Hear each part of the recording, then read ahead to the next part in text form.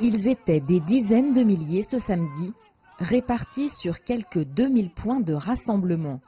Les gilets jaunes, comme on les appelle désormais, en raison des tenues de sécurité dont ils ont fait l'emblème de leur colère.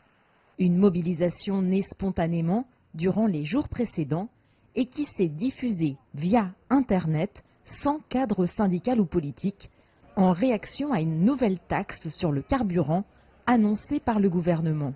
Une taxe de trop qui a suscité un sentiment d'injustice, comme pour Alain, presque retraité, qui descendait pour la première fois dans la rue. Je pense que cette taxe carbone, elle n'est pas justifiée.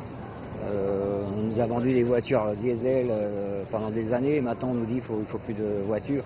Et je pense que c'est un prétexte pour l'État pour remplir ses caisses. L'idée était bonne, mais pas.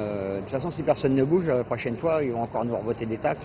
Même si celle-là, elle est faite, il faut quand même bouger, se mobiliser pour essayer de faire quelque chose. Faire quelque chose, alors que beaucoup se sentent incompris, voire méprisés par le gouvernement, dont le train de réforme tous azimuts passe mal. Aujourd'hui, pour de nombreux Français, notamment les plus laissés pour compte, mais pas seulement, ce qui est en cause, c'est l'existence d'un vrai décrochage entre les gouvernants et la vie quotidienne de la population. Je pense que le pouvoir essaye de faire croire que le profil type, c'est un bonnet déclassé au fin fond de la province. C'est pas ça du tout. Ce sont des gens normaux qui réfléchissent normalement avec du bon sens. Sur le débat du diesel par rapport à l'essence, il y a une vraie question. D'un point de vue du réchauffement climatique, l'essence produit plus de CO2, donc le diesel est mieux.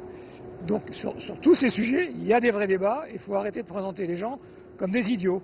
Ce n'est pas le cas du tout. Ce sont des gens qui ont du bon sens. Et cette manifestation, ce mouvement, il faut le prendre au premier degré. Il ne faut pas croire que les gens sont compliqués dans leur tête et sont manipulés. Ils ont des vraies questions simples. Voilà. Cette mobilisation constitue un nouveau revers pour le président français dont la cote de popularité est déjà au plus bas d'après les derniers sondages.